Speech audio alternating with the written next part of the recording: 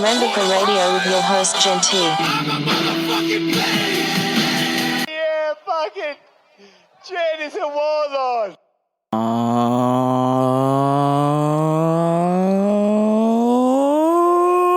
What's up, everybody? Welcome to Rambo Radio. I am your host, Jen T. Twitter and Instagram at Jen T523. What's good, motherfuckers? I hope you are doing well. I hope that you are in recovery from the abomination of bets we had last week. Unless you bet against me, then you are a very rich bitch. But we are going to jump right in because we have so much UFC, Bellator, boxing to talk about. I have exploded. I have split. And I jizzed in my pants, jizzed in my pants, jizzed in my pants, jizzed in my pants, jizzed in my pants, jizzed in my pants. Fight talk, it's time. So if you don't like UFC, Bellator, boxing, Muay Thai, left way, fucking Krav Maga, Jiu-Jitsu, Aikido, Kempe, whatever, shrimp tempura, get the fuck out. Get the fuck out. Or fast forward. I'll be kind. I don't want to throw you out of Rambo per Radio Network. But maybe fast forward to 15 minutes ahead and get to the juicy stuff that is not MMA related. But for those of you who are down for the fights, twist the dick off. The UFC. Time to end this up for me. I need a minute to myself. So I praise the way. For anytime I hail. Bring the pain, the petite ball, bring the pain, the petite bag, bring the pain, rip it up into pieces.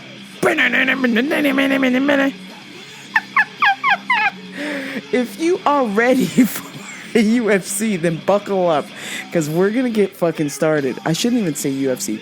If you are ready for MMA, boxing, Bellator, buckle up, because here are my picks for this week. So Friday, which is today, we have Bellator going on, and just looking at this abomination,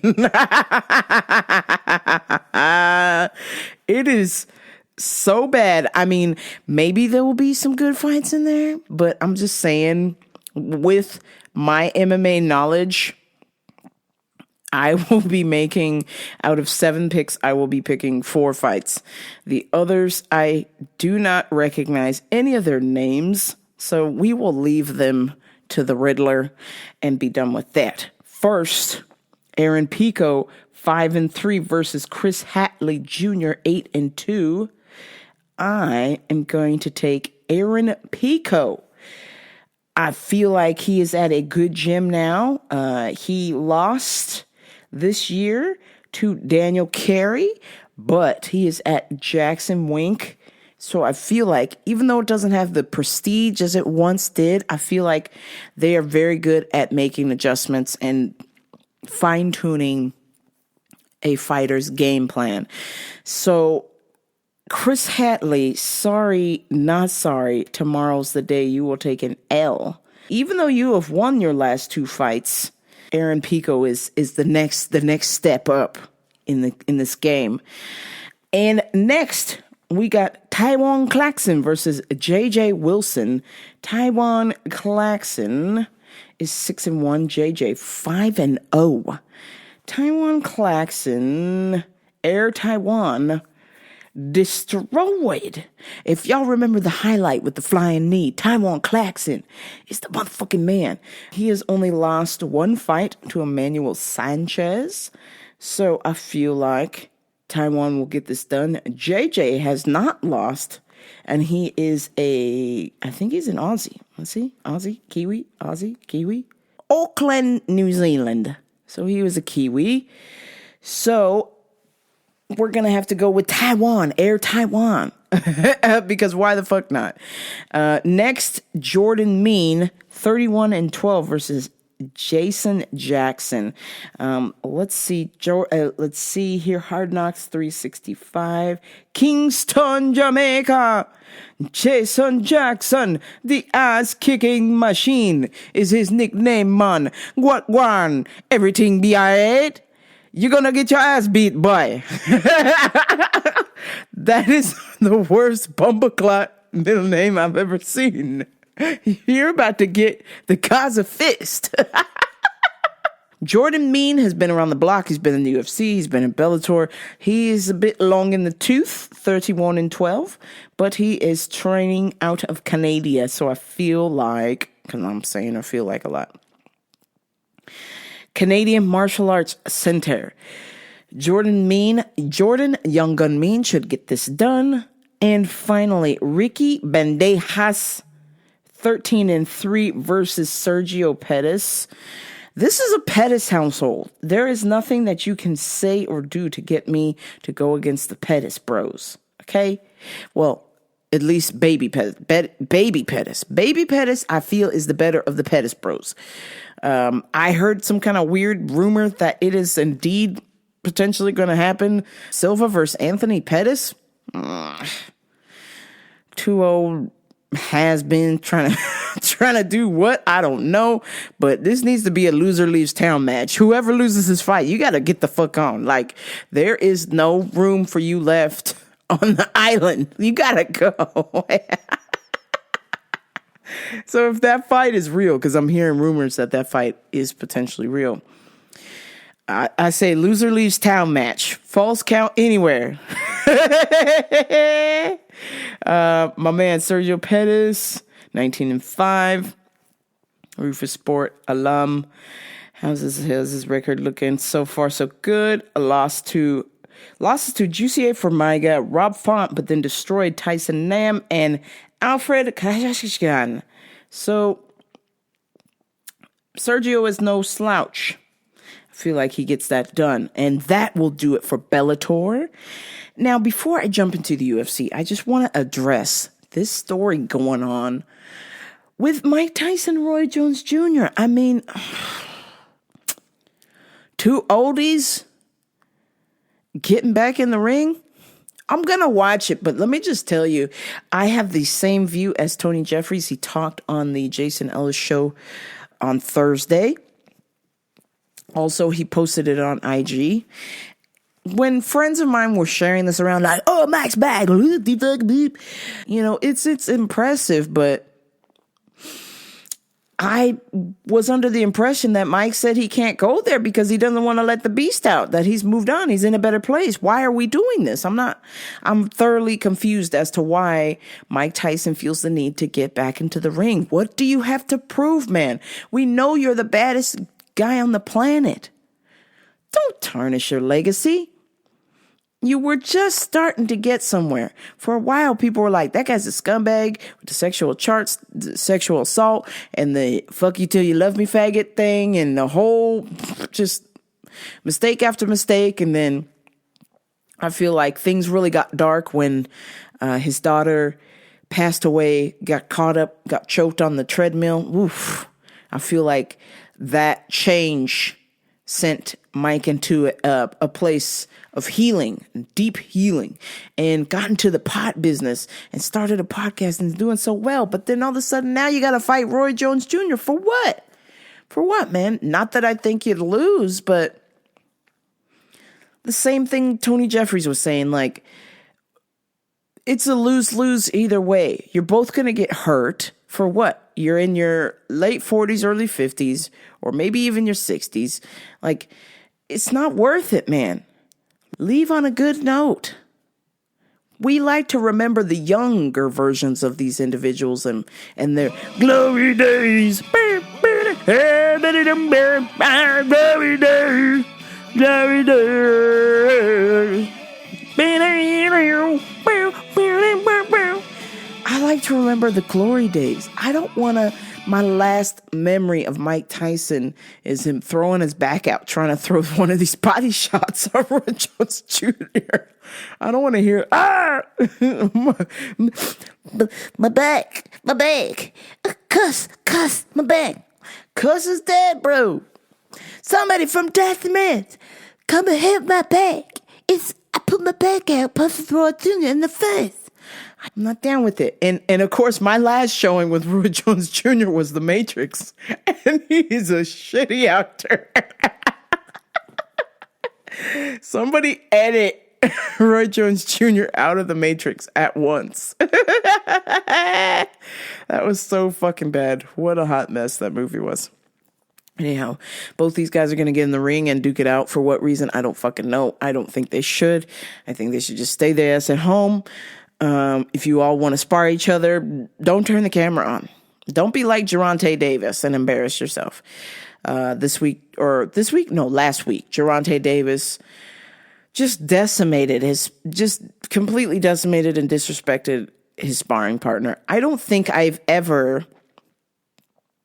come close. I don't think I've ever been in a situation where I would have it escalate to that level. I have come close, and I guess it didn't get to escalate any further because I had kicked this girl so hard that I thought I blew out her knee.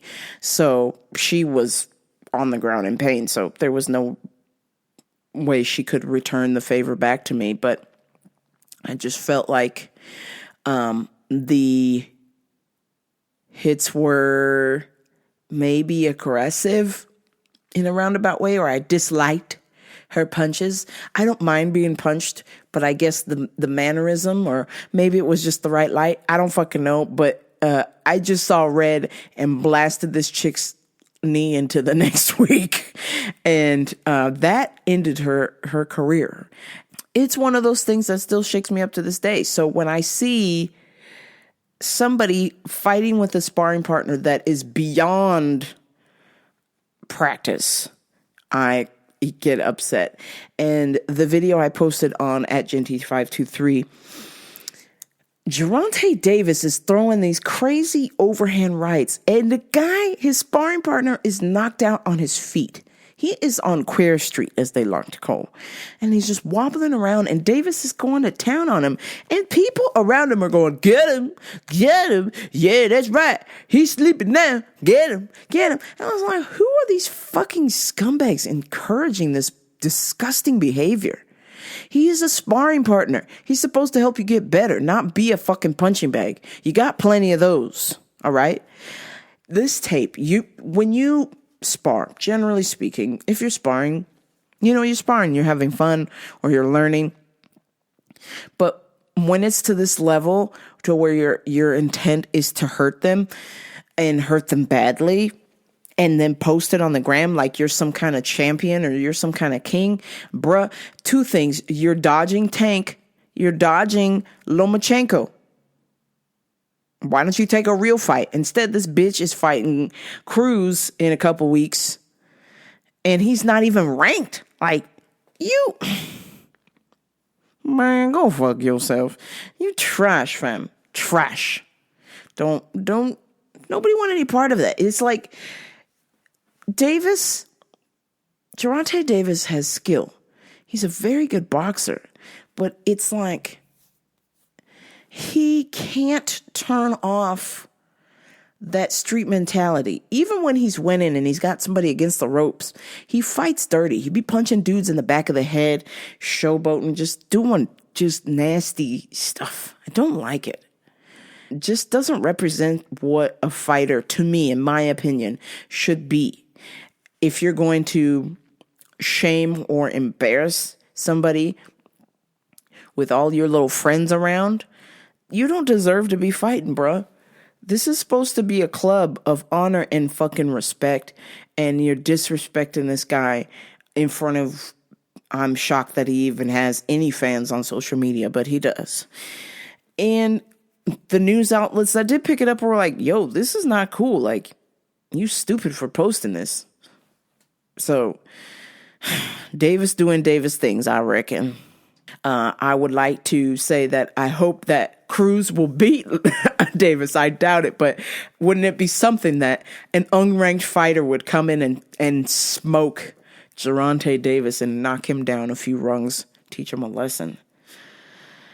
And now we're going to jump into the UFC picks. We're going to blow right the fuck through these because I told people to fast forward 15 minutes ahead and we're still talking about fighting and they don't want to hear about it. So I'm almost done. Promise. My first pick for UFC Fight Night Whitaker Till is Nathaniel Wood, 16-4 from London, 9 KOs, 5 subs, 2 decisions, versus John Castaneda, 17-4 USA, 6 KOs, 6 subs, 5 decisions. I'm going Nathaniel Wood. Next, Razaman Imev, 18-4 at American Top Team, birthplace of Dagestan, Russia. 3 KOs, 7 subs, 8 decisions, versus Nicholas Stolze, German, SBG Ireland, Conor McGregor Gym. 4 KOs, 5 subs, 3 decisions, 12-3. I'm going with Razman Imev. As you know, it's very important that if you see a Russian on a fight card, you bet your house on them. They are tough. Mother Russia is very tough, very durable. And especially if they are from Dagestan. Dagestan is big mud hole. And people are very poor. But they are very hungry. And so people who are from Dagestan, if they have a penis or a ham from a birth, the moment they learn to walk, they are wrestling bears. They are fighting each other with fists, kick, bite, headbutt, eye poke, crotch shot, everything. So they are very tough, very durable people. You do not bet against Dagestan, ever. So I'm going with Razaman Imev. Next, we have Bitch Correa, 11-4, 2 KOs, 0 sub 9 decisions, versus Penia Kazmazmaz, Sweden, 12-5, 3 KOs, 0 subs, 5 decisions. Bitch Correa should probably not be fighting, so we're just going to go with the Swede. Her chin, her biscuit chin, God bless Betch. You know, because she's still employed by the UFC. I don't understand it. Did she have Uncle Dana's kids hostage in the basement? This bitch should have been laid off ages ago. If you got KO'd by Ronda Rousey, a chick with no hands, it's over, Johnny. It's over.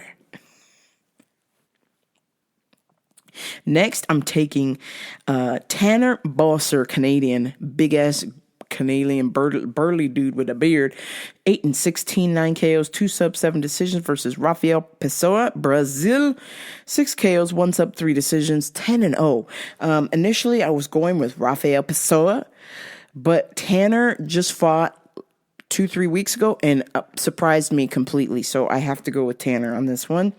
But we'll see how the betting odds look. If they look juicy, I'm going to go with Rafael. Next, Mike Gundry versus Mosalar Ivulev.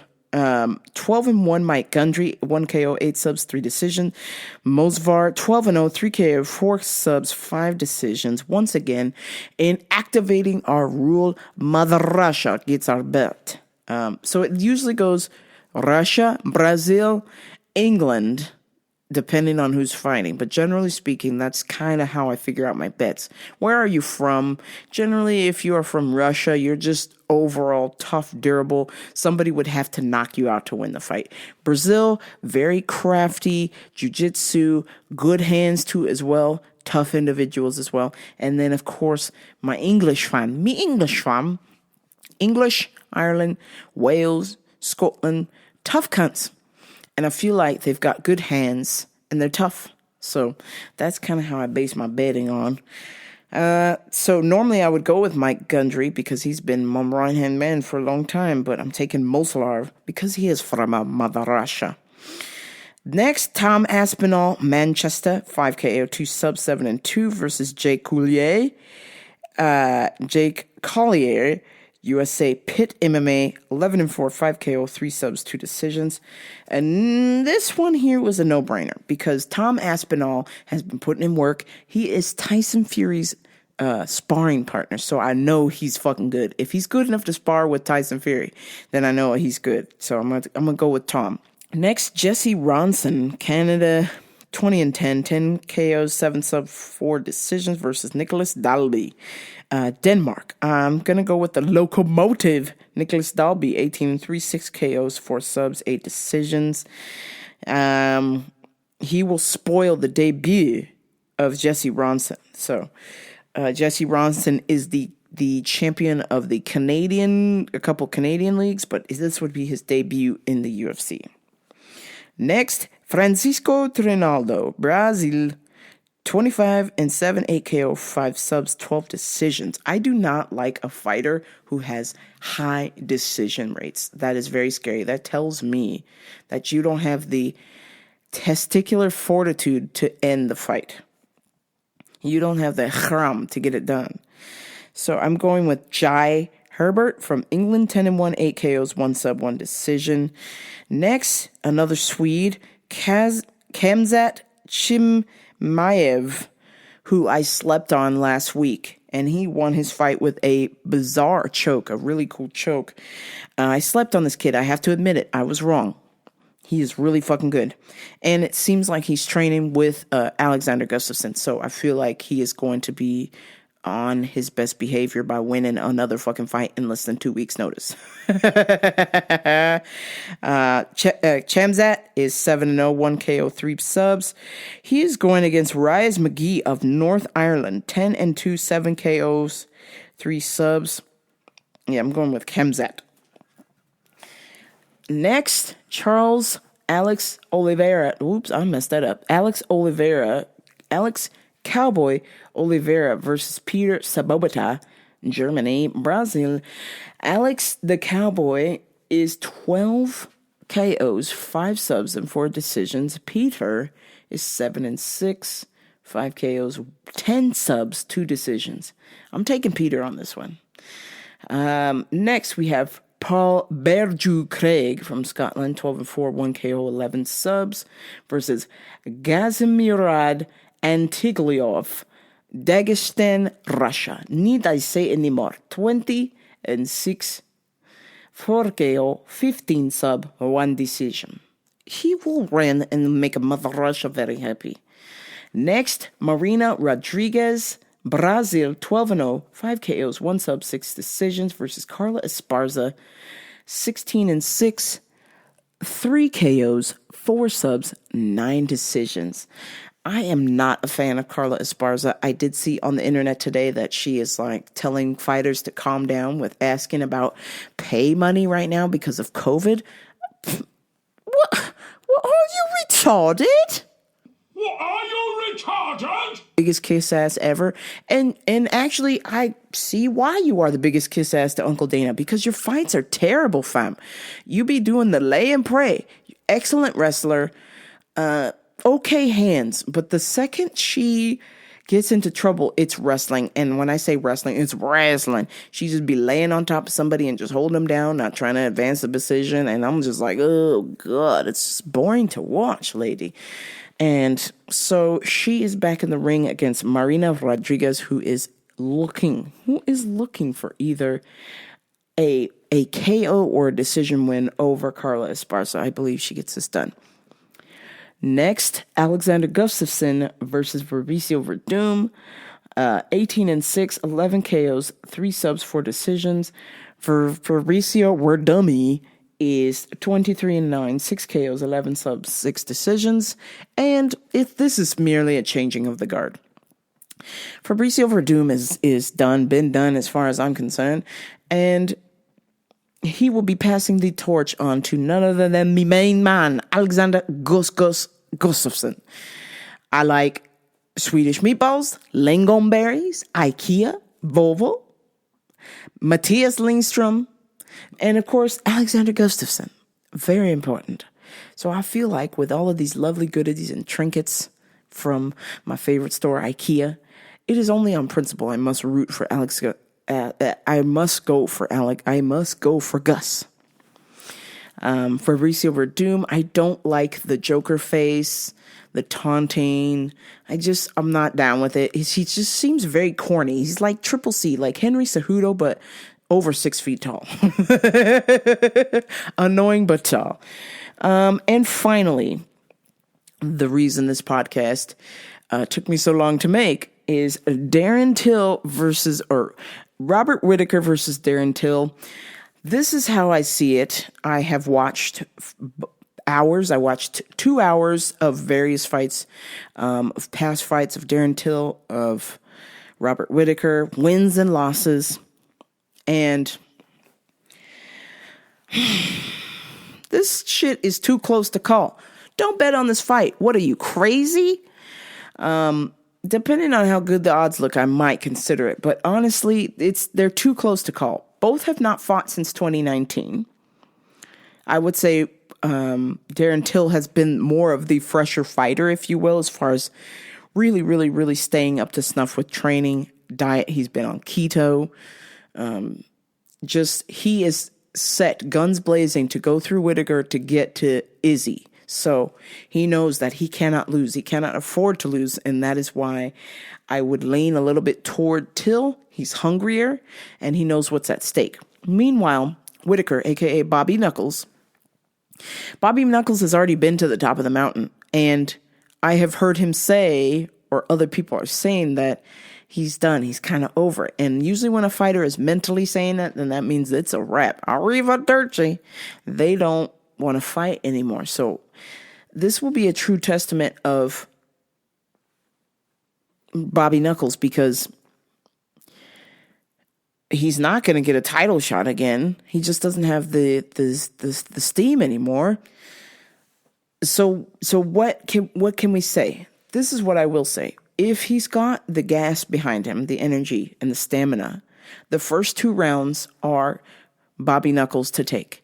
I feel with the combination of the hands and the angles, and Darren Till is very into his Muay Thai stance, which leaves the chin up. It's not tucked.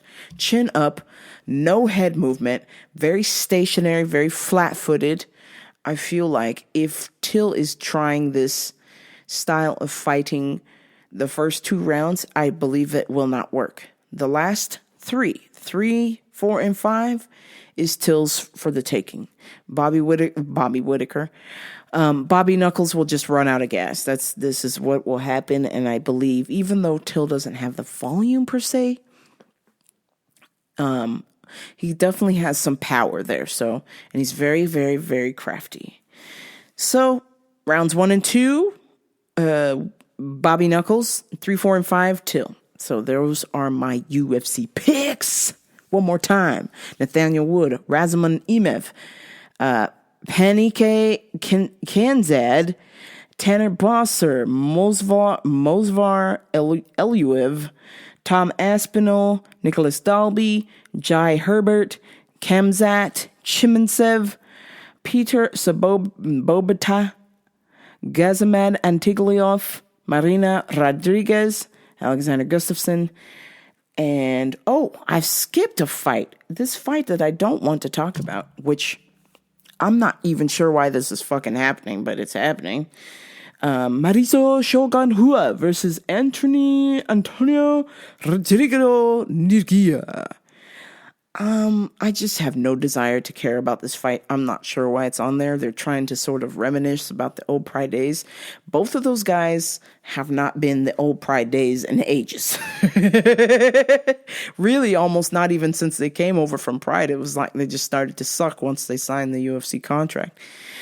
So I'm going to take Shogun just on principle alone, on youth, that he's got the movement in the hands, but both will get tired and it will get very boring quickly. And lastly, Bobby Knuckles rounds 1 and 2, and Till rounds 3, 4, and 5. Those are your UFC picks. It's time for Customer of the Week. This week, I had to help a customer. I always do my best, fam. I don't start off this way in a state of escalation or confrontation. I want to help. That's why I have the job that I have. I want to help people. I want to help people succeed with their nutritional goals. I want them to feel healthier. Health is wealth. And so this individual came up to me and didn't like that every time he would take steps towards me, I would take steps back. Take a few steps forward toward me, and I just kept backing up. And he goes, ma'am, you, listen, I'm going to tell you something, okay? And this is going to help make your life so much better. I was like, okay, sir, what is it? Because I didn't come to you asking for advice. You came to me asking for advice, but go ahead. I want to hear your stupid ass ideas so I can tell everybody on my podcast. I'm going to tell you something. My friends are doing the same thing. They're backing up 6 feet, social distancing, blah, blah, blah, blah, blah. I just want to tell you that the coronavirus is fake. The fuck, bitch? Yeah, the coronavirus is fake. You relax. You don't have anything to worry about. I'm like, nope. I was like, sir, you can stand 6 feet back and show me what's on your phone. Just zoom in and I'll find it for you. Or I'll take you there. I'll talk to you, but you have to stay 6 feet apart for your safety and mine. Nah. If the commander-in-chief isn't wearing a mask, then I don't need a mask. And I was like, what? Oh, man. You jog off. You fucking idiot. Oh, well, you can relax. It's not real. You've got nothing to worry about. I'm like, okay, because you know me so well. Gotcha. What is it you needed help with? And then I told him, and he goes, I'm buying this stuff for the coronavirus. I'm like, oh, the guy who said it's not real. But you're in here panic buying stuff for the immune system. So which is it, bitch? Is the virus real or not? See or no? I was thoroughly confused. I was like, whoa, bro. Just 20 seconds ago, you told me the coronavirus was fake. And now you're in here trying to ask me for some fucking zinc, some vitamin D3, and some vitamin C.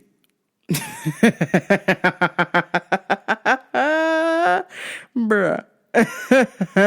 Just stupid. I can't handle the stupid, I swear. This week I woke up, and I've kind of talked about this before, but it's happened again. I woke up to some mysterious bruising on my arm. I cannot recall hitting my arm. I was actually sleeping. I cannot recall hitting it on anything, ever, because it would have woke me up because it caused a bruise. I woke up, I looked in the mirror and went, oh my God, I got a bruise, almost like a hand, like a thumbprint, like a ring finger or index finger and a thumbprint on my wrist. And the only thing I could think of was, this must be the ghost of Pussy Past.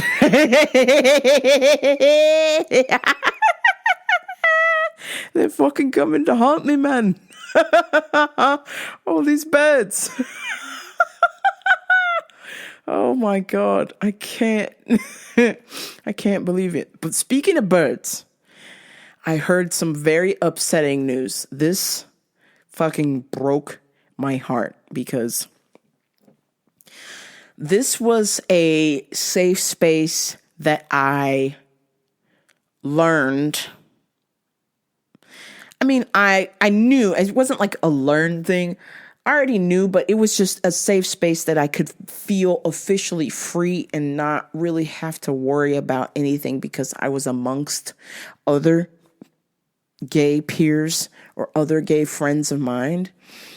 And one of these places was the Abbey in West Hollywood. It's literally on Sundays. It's called church because they would have drag queens be singing in there and Sunday brunch. And it was my gay church. And I heard from a friend who lives in LA that the Abbey might be closing. It might not survive COVID right now.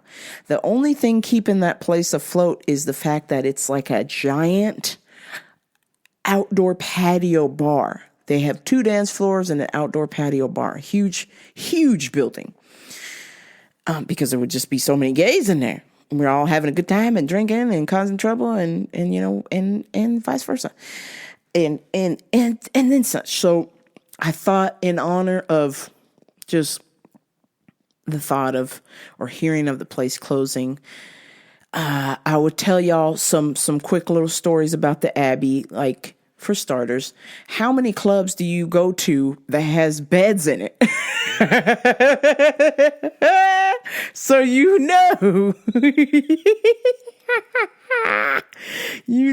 people were getting busy at the club. There's only one other club that I know of, and it's actually called Club Bed, and that's in Miami. So I thought it was unique that they brought that bed vibe to the Abbey with the dance floor. Obviously, they took the beds out because people were getting nasty on those beds. I was one of them. I'm not going to lie. I love those beds at the Abbey. And people were like, why are you going to sleep at the club? Jesus Christ. I cannot tell you the level. This is like the upper echelon of gay ladies that go to this place. So lesbians, even some famous Hollywood people go there. Like a couple times, who was there? One time I went and Christina Aguilera was there. Pink was there. Mariah Carey was there. Katy Perry, who, you name it. They've all been to the Abbey. It's, just the spot, the popular spot where the gays are at. And if you want to have a good time, that's where you go. So so many memories. The second I was able to drink, I was there from 21 until, the last time I went there. You're not going to believe this, guys. So the last time I went there, it was my ex's birthday. We were still trying to sort things out or figure out what was going on. But in my mind, we were officially broken up. And she somehow still wanted me to take her out for this planned birthday party thing that I had already planned for her.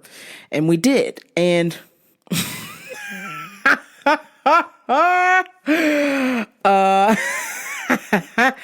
I remember us being there. And I remember it was her birthday. And I remember a few people celebrating. But I remembered, for the most part, I was trying to get with other girls at the place with my ex there because she's my ex. I mean, what do you want me to do? What do you want me to do? This bitch cheated. Okay. So I'm like, fine, we're not together, but let's try and work on it. Cool. Let's go to the club for your birthday, but we're not really working on it. In my mind, I'm fucking shopping, bitch. Straight up. And this chick, my God, this girl, she basically just cut in front of me and my ex and just started dancing with me. And then we just kind of disappeared. And all I remember is hanging out with this chick. And at the end of the night, when the club closed, that my ex was at my car. Was like, where the fuck are you? It's my birthday. How can you do this to me? I'm like, oh yeah, it's cool. Yeah, happy birthday. Whoop. Bitch, I got numbers, fam. I ain't. Arrivederci. I was not trying to be with you. But thanks, though. Appreciate it. That bothers her. I don't understand that. The start. I truly believe she unlocked the coronavirus, and I'm just apologizing to everyone now. But she contacted me New Year's Day or like the week of January 2020 and was like, I want to be your friend. Some kind of crap. And I was just like, thanks for setting me free. Bye-bye. And she's like, oh, that's how you want to be. Just trying to like engage and get back into this. And I'm just like, I'm not responsible how you interpret shit about me. Like, that's none of my business. I just told you thank you because breaking up allowed me to go work on myself and be a better version of me that was even better than being with you. I'm happy about that. That is why I'm saying thank you. It is not malicious at all. But of course, because she's a bitch ass bitch, she took that in a malicious way and then tried to turn it around on me like she always does. And I just hit the block. But the point is, back to the Abbey, I have had some scandalous times there and I have thoroughly enjoyed myself. All the hotties with the bodies, amazing. I don't know if I should say this. I feel like I've said it before. I don't know if I should say this because I just listened to Christine Hassler's podcast about oversharing. Oversharing is seductively bad, and this whole fucking 162 episodes has been me oversharing. So I feel like I don't know if I should tell y'all this story about this one time that I may or may not have hooked up with this chick who may or may not, whose private parts may or may not have smelled like strawberries. Is that oversharing? I'll stop right there. No more details. No more details. I'm sorry. No more oversharing. We ain't doing that no more. Oh my God. God, I'm going to hell. Holy shit. But I had fun. If I'm going to go to hell, just let y'all know I had a good time. I would wish to have more times, but some of y'all girls out here keep playing games. So I'm just going to go ahead and keep doing me and let y'all figure it out. Another thing I encountered this week. Please God, do not let the Abbey close. I love that place so dearly. I would go there more often if it wasn't an hour and 30 minutes away from my house. Jesus Christ, that is too far for tacos. I got the best taco spot down the street. Like, come on. But the tacos are bomb at the Abbey. And if it does close, I will say thank you for the memories. I had an amazing time. Laughter, crying. I almost got my ass beat because some semi-famous celesbian and her girlfriend had a fight, and the girlfriend was a model with the most amazing eyes I've ever seen in my life. And I was simply trying to console her. And this appeared to look like she was being whisked away by me, and her girlfriend was not happy. Apparently lesbians fight a lot, but they get back together a lot. I was just trying to console her. Please don't kill me. So yeah, I've had a lot of ups, a lot of downs, but it was all love at the Abbey. So I appreciate the Abbey, and I truly hope that it does survive because it's such a good place. And I had to stop going there because they started filming TV show there, kind of like Vanderpump Rules, but it was like with the Abbey, and I was just like, ooh, yeah, this is getting out of control. If they start bringing cameras in there, I don't want people seeing what's going on, what I'm doing with my business. Even though I tell y'all my business on here, I don't want people seeing it. So I was just like, I'm out. I'm not going to be up in a club where there's cameras and they're filming that shit. I'm out. So, but someday I will be back for the tacos. Hopefully I can get down there soon when this coronavirus is over. Lift the ban, Newsome, you fucking Momo. I had an interesting interaction this week. I had what they call an old head in the black community, which is an old head is somebody over the age of 50 who wears oversized button-up shirts, or they're either tucked in the pants or tucked out with alligator shoes and a fanny pack and a cigar and maybe like a bowler hat, or Soul Glow, still has jury curl. They listen to old, like Roger and Zapp. Boo, boo, boo, boo, boo. Boo-doo-doo, boo, boo, boo. Oh, meow, meow, meow, meow, meow, do my baby. And they go, let me holla, holla. Yeah. some guy, some old head, pretending to be a Rachel online, tried to holler at me. And I was like, bitch, you don't know the tree that you are trying to climb is the tree of Detective Chief Inspector Rambopra. And I just found you out, Rachel, who is really Raphael. Dumbass old head. I could tell by how the profile was set up. I could smell the Old Spice through my phone. So I knew right away. I was like, oh, this is some stupid ass old head trying to prey on young girls on a dating app. I was like, bitch, get blocked. For real. Like, the first couple pictures was like this generic ass lady picture. And then like, it was just enough pictures where you're like, oh, okay, this might be somebody real. And then I just kept swiping because I swipe all the way to the right first. I want to see the last picture first before the first one because I know some of y'all phony balonies be trying to pull stunts on the dating app. So I swiped all the way over and right away it was Raphael with some goofy ass cigar and a fucking bum bag on his hip. And some alligator shoes sitting in his whack-ass Oldsmobile with Dayton's on them. And I could smell the Old Spice through my phone. Beep, beep, beep, beep, beep. Beep, beep, beep, beep.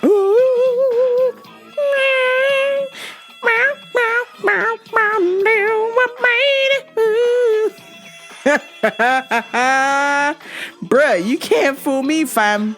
You might be 50 plus years older than me, but you don't know technology like I know technology, fam. Your ass got busted. Could you imagine? I couldn't even begin. How would you think that this is a good idea? So let's say Rachel is real and y'all set up a date. Like, what's some poor suspecting lesbian supposed to do when they show up and fucking Raphael is there? What? Oh, of course I'll suck your dick. Of course. Jog off, you prick. I mean it. You just wasted your own time, you big jackass, and you wasted somebody else's time. People who use fake profiles have to be the biggest scumbags. It should be pedophiles, serial killers, and then fake profile like catfish people. Like, you fucking momos, man. You're wasting your own time. You're wasting the other person's time and you're wasting your own time. Why don't you just be real? Why are you trying to hide? The second you're real with yourself and others, you're going to get what you want. Sitting there pretending, trying to be somebody you're not, trying to be a lady when you're a man. How would that end well?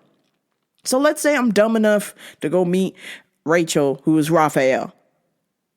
What's going to happen when I show up? I'm going to get the gay rage. Fucking beat some old man.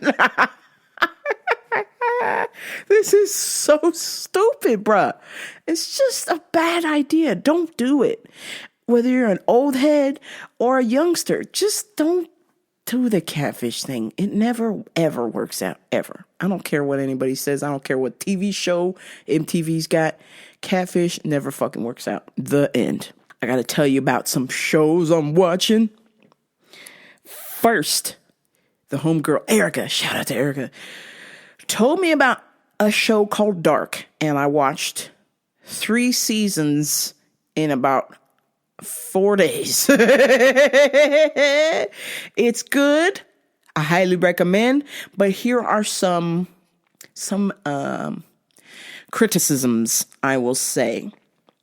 The show is called Dark. Would you have guessed that the goddamn show is filmed nearly in the dark? I mean, you can't see a fucking goddamn thing. At one point, I'm watching it on my iPad because obviously I'm watching the fights, okay? I'm always watching fights on the big screen, so I'm going to watch TV shows on the iPad. At one point, I fell asleep and woke up and was watching. And this show is so dark. I mean, it's lit, but in the tiniest little places, there's light. It's just dark. Show's called Dark. This is dark. Okay? Don't fucking ask. At one point, this show is so dark that my iPad fell over. It's in a black case. My iPad fell over. And I thought that the show was still on because I could fucking hear people talking in voices, but I couldn't see shit. I was like, what the fuck is this? How dare you? You jackass. Your show is so goddamn dark, I can't even tell if it's the front of the iPad or the case, man. God damn it. I was losing it, man. I was like, what the fuck is going on? I can't see. All I hear are voices. I can't see. And I'm like laying there. And I guess some explosion might have happened or something. Because then I saw the reflection off my pillow, and then I went, what was that? I flip it up, and that's the show.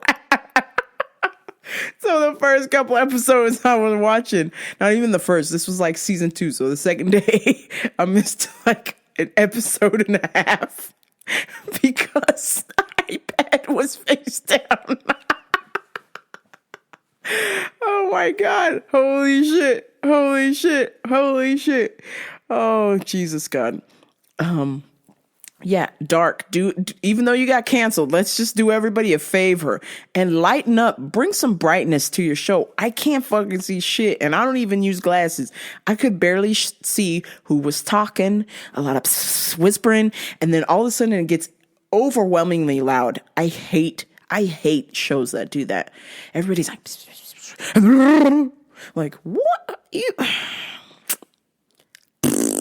Jog off, you fucking prick director. Turn the music down, goddammit. I want to hear the people talking. Okay? This show is so fucking convoluted. You need to be able to hear every single word everybody's saying here right now. And that was the other thing. So 3 things. Too dark. Number 2, music volume too high. You, some of y'all who know me, your dear host, Rambo Oprah. I'm a musician. I know levels. I've worked in audiovisual. Even though my levels might be a little bit funky on my show, I just don't give a shit. But when you're watching a show, it is incredibly distracting to turn the music way up and the voices down. Don't do that, man. That's just like, that's a no-no for me. I almost stopped watching it. That's how badly it was bothering me. It got to the point where I just basically just would turn the volume up when people were talking, and then when I would hear music, I'd turn the volume down. And lastly, Erica had to send me a chart to figure out the characters in the show. If you have to get a map to watch a goddamn show, that ain't the show for you. I am obsessed with things, so if I start something, I have to finish it regardless of how bad it is, unless it's just absolutely an abomination. Britney Spears reality show, I lasted about 20 minutes and I never went back.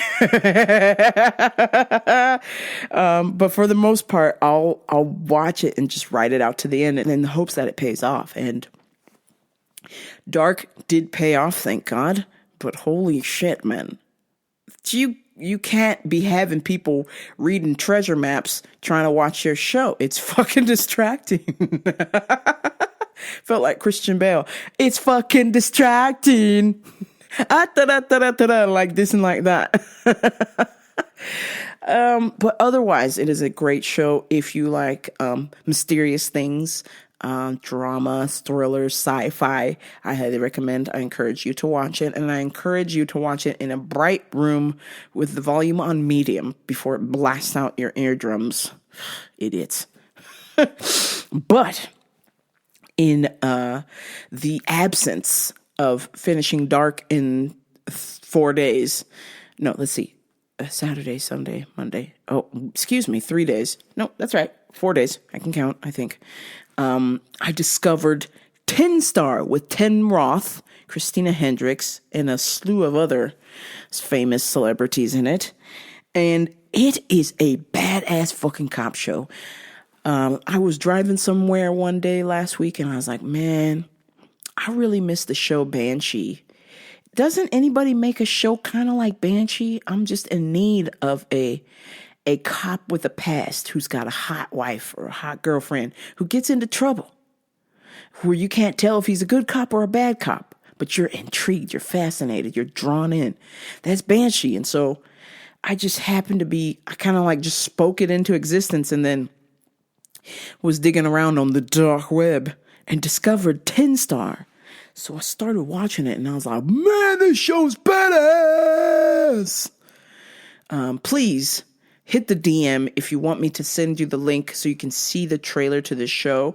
And I'm telling you, you watch the trailer, you can be like, oh shit, I gotta watch this fucking show. It's badass. Come to find out, because sadly, I was watching it illegally. My apologies. I sent it to a friend twice, and the first time they weren't vibing enough the clip that I sent them, which I thought was pretty badass. So I found the official trailer. Turns out it's an Amazon Prime show. So I know most of you motherfuckers listening to this show have Amazon Prime.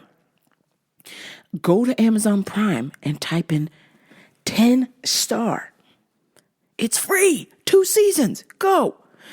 Came out in 2017, and then season 2 came out in 2019. It is a fucking good show.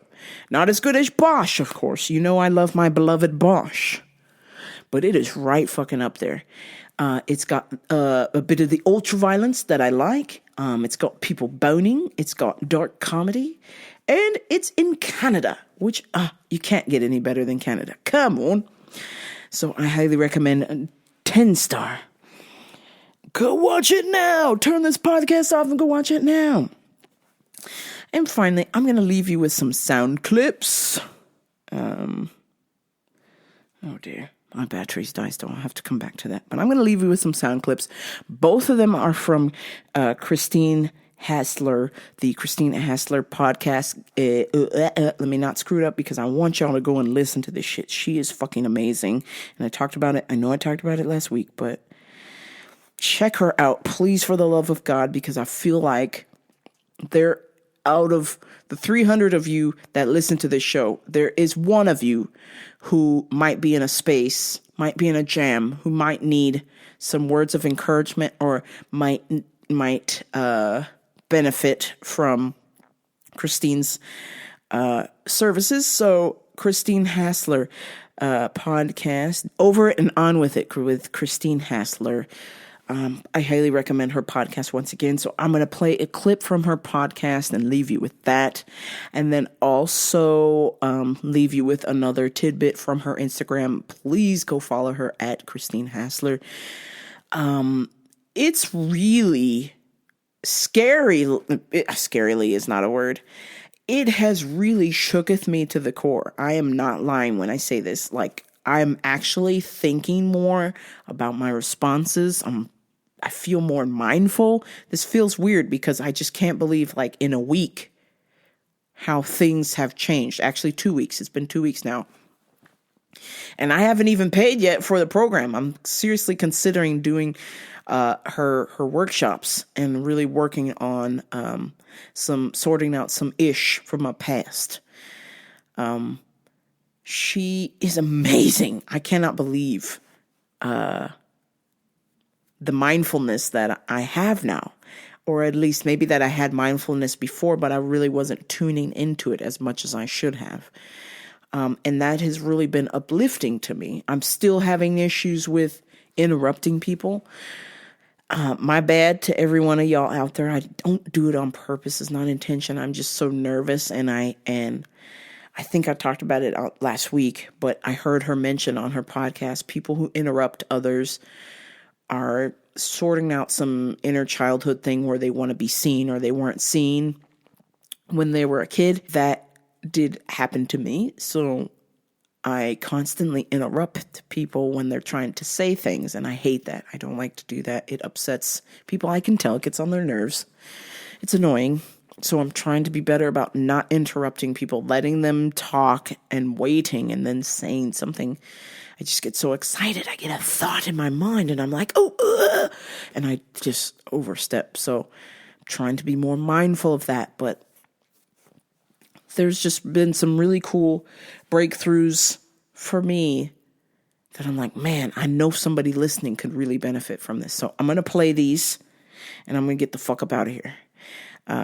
Please like, share, and subscribe to Ramble Radio, rambleradio.com. Tell a friend, but only if they're cool. No negative Nancy's, no sensitive Sallys. Truth sayers and lie slayers. This is Ramble Radio, and I'm out. I want to talk a little bit about vulnerability because I think there's a lot of, as I said to Tanya, seductive vulnerability and kind of fake vulnerability. So what do I mean by this? Well, to me, we can expect and should expect authenticity from people, but we have to earn vulnerability from people. And what I mean by that is when you're dating or when you're making friends or when you're out in the world, of course you want authenticity. Like you don't want to go on a date with someone or get in a business meeting with someone and them not be authentic. Like, who wants that, right? So, yeah, we can expect authenticity. We want someone to be real. We want someone to tell us the truth. But we have to earn vulnerability. So if you're very new, like she was dating this person for a month and a half, if you're very new into meeting someone or dating someone, and they start being super vulnerable, like telling you their deepest, darkest, and really opening up without a lot of intimacy or trust built, and you just get so turned on by it. You're like, oh my God, this person's really opening up to me and I feel so special and it's like so amazing. That's more seductive faux vulnerability than true vulnerability. True vulnerability comes when we feel safe with another person and we feel seen. And when someone's vulnerable with us, it should feel like actual true intimacy, not like we're special and we're getting a inside look. So just be mindful of that. Don't get seduced by vulnerability. I see that a lot in social media too. I see people sharing very vulnerable things, almost too vulnerable, right when they're in it. And it always kind of makes me go, I don't know. I feel like I should have to earn your vulnerability versus you just giving it to me. Something feels off about that. Again, authenticity, yes, but I believe vulnerability should be earned. Does that mean we have to play our cards close to the vest? Does that mean we have to put up a lot of masks and have walls? No, that's not what I'm saying at all. Again, authenticity, yes. Authenticity doesn't have masks or walls. But really opening our heart, really that true vulnerability and intimacy, that takes a little time. So take your time with it and be a little dubious of anyone that doesn't take their time with it. Especially if you're dating or you have relationships, really look at how you're playing out unresolved wounding with either mom or dad in those relationships. Evaluate, maybe do a little research on vulnerability and what it really means. All of you probably know Brene Brown. She's a great resource on what vulnerability really is and how it looks. And she teaches amazing things about vulnerability and shame. So that could be another great resource for you. And finally, if you're blaming yourself for something because it's giving you a false sense of control, just be aware of that. Be aware of that and come back to the advice I gave to you at the beginning of the call. If you're feeling that uncertainty, that out of control, instead of blaming yourself or panicking or any of those unsupportive things, make a list of all the things you are certain of and then follow that up with a list of all the things you're grateful for.